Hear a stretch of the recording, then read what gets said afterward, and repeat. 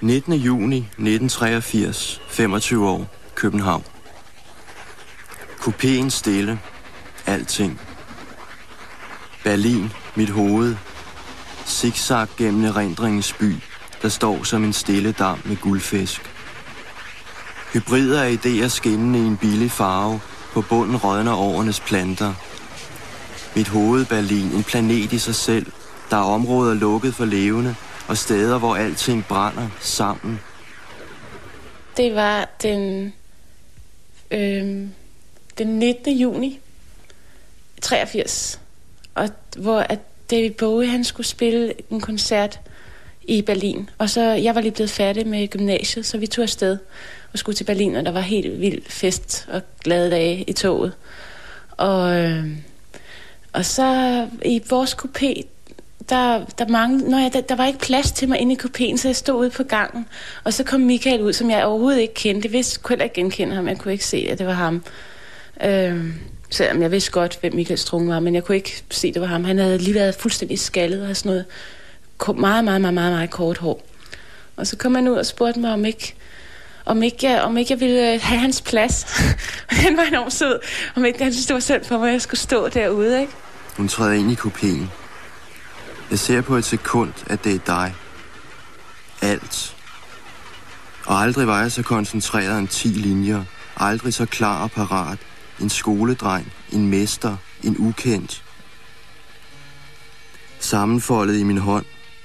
Din hånd vil folde ud. Det begynder nu, og toget kører allerede. Så kom jeg jo ind i kupéen, og så sad vi der. Og så sad han med sådan en stor Kina-blok, sådan en Kina-bog, og skrev et eller andet. Og så spurgte han, hvad skriver du? Om jeg ikke må se det.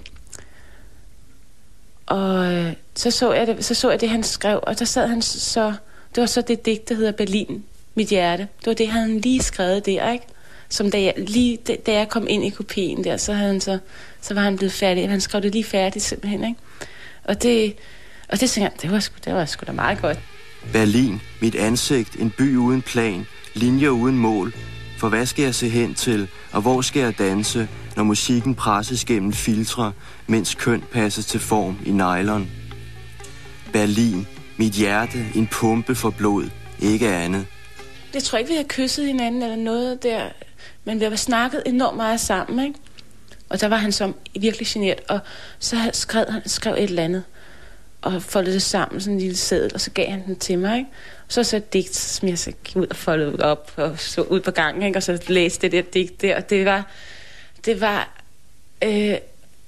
en stille søndag, og med et eller andet med at finde ro, et eller andet med mig, der kunne han have ro, og som en park stille om søndagen, og det var meget smukt, og jeg forstod det udmærket godt, hvad det var, han mente.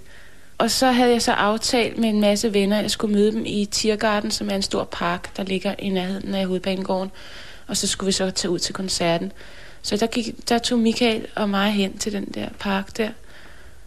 Og så var der fyldt med blomsterstøv over det hele. Sådan noget hvidt blomsterstøv, hvilket var virkelig mærkeligt, fordi det var også det, der stod i det digt, som Berlin mit hjerte. Hvordan skal jeg finde hendes læber i alt det støv? Og det var sådan helt... Det hang bare så meget sammen. Det hele var helt magisk, ikke? Berlin.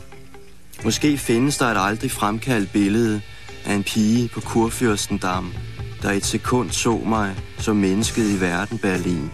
Mit hoved er så uklart. Hvordan skal jeg finde hendes læber i alt det støv?